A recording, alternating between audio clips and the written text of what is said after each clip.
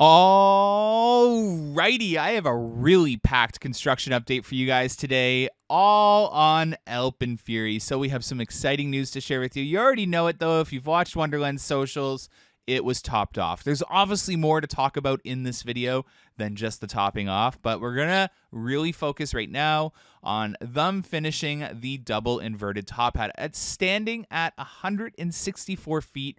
This is the tallest element on the ride. It inverts you once and then twice as it dekes itself out. It is truly an impressive engineering.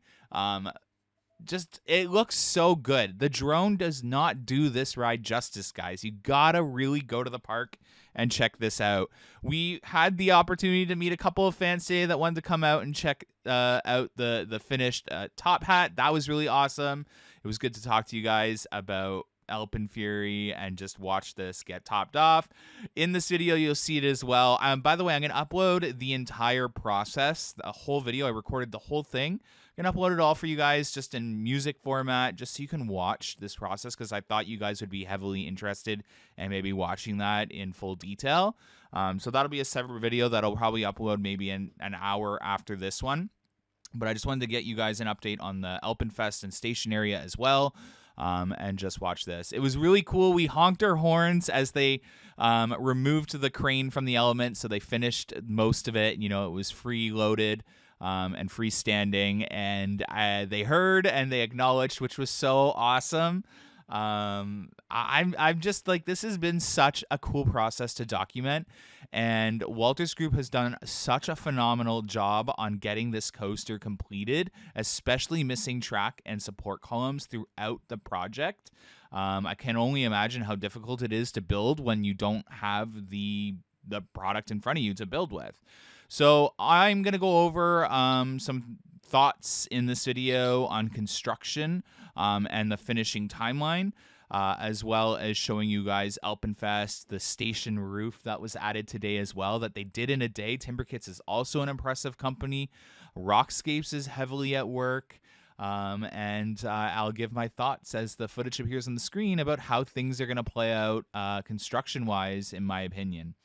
With that being said, here's Walters lowering that final track piece into place.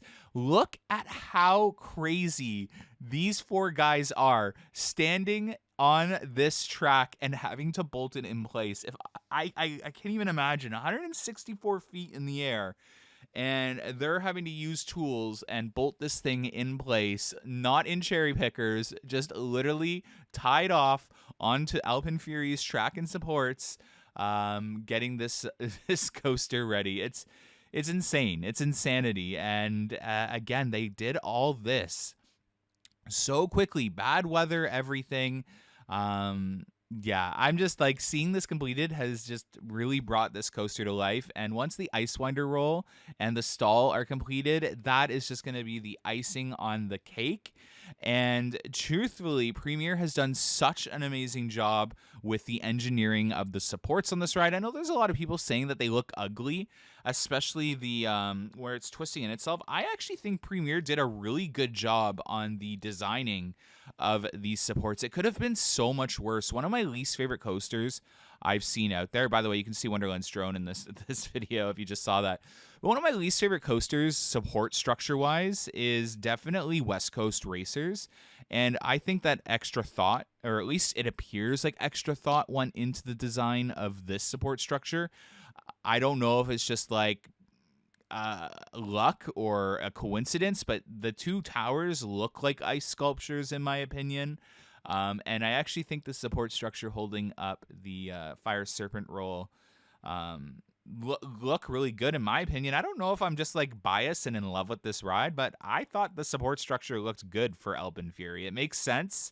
Yes, there's a lot more supports than a B&M would have, but they did good in designing that massive support column mess compared to other coasters out there. So I actually like it. Yes, it's not B&M with those massive supports and spaced out, you know, and heavily focused on the track, but it works for what it is. Like, and I don't think it actually ruins the sightline of the mountain now that I see it completed. I don't know. Let me know in the comments. Do you think this ruins the sightline? I actually think it blends in pretty nicely, especially if you look at it like an ice sculpture wise. But Again, everyone's entitled to their opinions, but I think this coaster looks great. Outside of that, this is when they were just getting ready to remove the crane from the track. So they were done torquing the bolts that were needed to hold it in place. Obviously, more torquing needed to be done on the backside. But this was cool to see. So they're about to basically remove the crane from the track column, and then that's when we all started honking our horns as a group. And they could hear it, and just seeing that final pose with the like, we did it. That was awesome. Like, that was probably one of my favorite experiences to date, watching a coaster get built. And this coaster is just, in my opinion, way more like awesome to watch get built than Yukon Striker. Like, definitely loved watching this over Yukon Striker any day.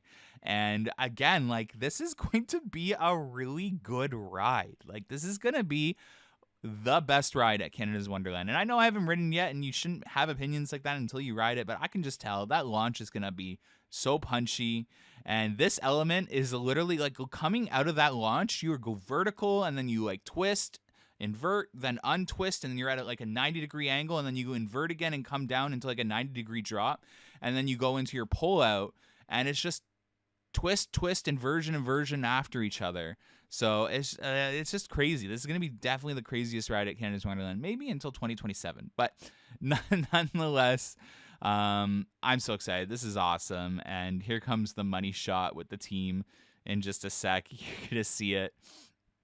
Oh my God, the airplane was a paid actor. But look at this. Can you imagine just the like pure joy having to, they were up there, by the way. When you get the video in an hour from now, it was a long process. This video doesn't do it justice in how long it took to get that section in, because it's a freestanding piece that relied on either end of the other tracks on the left and the right. So yeah. All right. I guess let's get into the station area and AlpenFest for AlpenFury. There's a lot to go over. So a lot of fencing going up. AlpenFest is getting a lot of its brickwork done, but the torquing, essentially what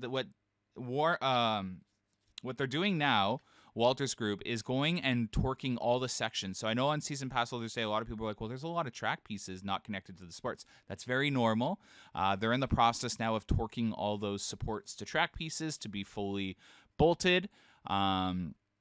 And yeah, so that's going to be a process that they continue up until like I would say second week and a half into May. They'll be doing a lot of that torquing. They have a whole team there doing that. They were heavily doing that on the Skyflyer element today. And what I believe, because there's these pieces ready to go in, there's rain in the forecast tomorrow. So I have a feeling they're going to install that last launch piece tomorrow and work inside the mountain. And then on Friday, they'll come back out and start prep and work on the ice winder roll and the stall. And if I had to make a prediction, because we're definitely missing a shipment, just mathematically speaking, looking at the support columns and then comparing it to the art rendering, we're probably going to get another shipment next week, and then they'll finish the ride all within like a 2 to 3 day period. I would say they have to have this ride done by Wednesday night because the park's open on Thursday, but we'll have to wait and see. That's, fingers crossed that's what happens. But we are missing what looks like just a few supports. So hopefully those arrive, Friday or Monday, depending on when they're going to arrive, or even on the weekend maybe. And they'll be able to continue from there. Outside of that, AlpenFury is looking great. Like a lot of the fencing's gone up, the electrical's been laid, and yeah, Walter's group is obviously very proud of this ride. They got their flag all over, and as they should. They've had to work with like just track pieces and supports not being there, and every time they're able to work, they just really knock it out. Here's Timberkits working in the station, assembling their beautiful prefabbed sections onto the roof. It is a massive building. The concrete slabs have been laid. They're getting ready to pour the concrete for the exit and entrance staircase. Here they are loading some more of that Timberkits wood up to build the roof. The op booth has not been poured, the floor. Hopefully they do that. The brickwork has been laid down, as you can see there, for us to possibly walk this weekend. So it looks like we might be able to walk underneath AlpenFury in AlpenFest this weekend. They've laid bricks specifically in a walking kind of form there. They have the lockout fence almost ready to go up there, and then they have the aesthetic fence before it. So unfortunately, we won't be able to see that beautiful Rockscapes rock work once those fences go up. Without peering over the fence, which I don't even think we'll be able to do because it has 2 layers of fencing. But we'll be able to see it on the ride. So this might be one of your last shots of the rock work before that fencing blocks it. And outside of that, there's been a lot of cleaning up going on in the area and just a lot of brickwork. Rockscapes finishing their thing, Timberkits starting their project, and then they're going to start work obviously on the op booth. The PLC system has been getting connected to the ride. You can see the electrical line heading up into the PLC room on the 2nd floor. And a lot of the mulch has been laid down around the ride, and they just have a lot of this area to work on. But now that they're done with the crane here, they can move on out and they can start landscaping in that area as well, which will help greatly. They lowered a lot of the equipment already from the top of the mountain down. And then later they brought one of the baskets up with the workers in it to finish torquing on the backside where they couldn't reach, freestanding up there. So that was really cool to see as well. These are just going to be some awesome shots of AlpenFury. Again, we are getting down to that final line. And again, fingers crossed the ride is ready for late May. They can get a lot done in a short period of time. It just comes down to the torquing and getting the ride hooked up, that op booth. We want to see that op booth in. Once we see that op booth in, we'll be able to see a lot more. I assume we'll start to see that the clearance envelope machine hopefully moving through, getting that pre-done. As you can see here, they got all the track pieces. Those are all accounted for.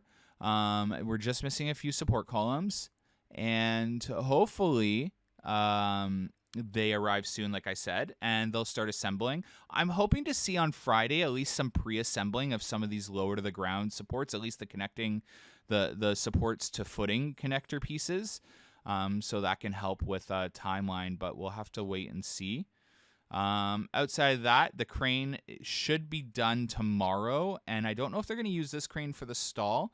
I assume they need 2 cranes. They definitely, I would say they need 2, and hopefully they work from east to west. So one crane works from west, one works from east, and then they meet in the middle. That would help with timeline wise as well, but we'll have to wait and see again. I assume Wonderland is paying overtime to get this project complete. They definitely want this open for late May. Like I said, they have their own events that they have booked for late May as well, so that is calming to my nerves. But yeah, I think that's all I have to say about AlpenFury in this video. Again, it all comes down to next week. Next Friday, I will have an update for you guys on the event if we're going to possibly delay it or wait another couple of days. I will try to give you guys as much advance notice as possible. Again, this is very tricky, especially with Wonderland being, confident in the late May opening. It makes it a little more difficult. So I am sorry. I know some of you guys are looking for a solid answer. I just don't have that at this time. But yeah, thank you so much for watching along. Stay tuned for that really long video. I hope you guys are interested in that because it was really cool to film the whole process. And I'm very thankful that you guys have been enjoying these updates. And I can't wait to show you guys more like testing and clearance envelope testing and in the park footage this weekend for Perkopolis Day. I'm super excited, and it means a lot. It really means a lot that you guys truthfully have been enjoying these updates. So as you can see here, I fully predict, by the way, that again, that piece of track will probably be worked on tomorrow inside the mountain while it's raining. And then these support columns will probably head in. And then we're just waiting on, I think, 4 to 8 more support columns to arrive. And we should be good to go. Thank you so much, guys. Have a good one. See you in the park this weekend. Bye.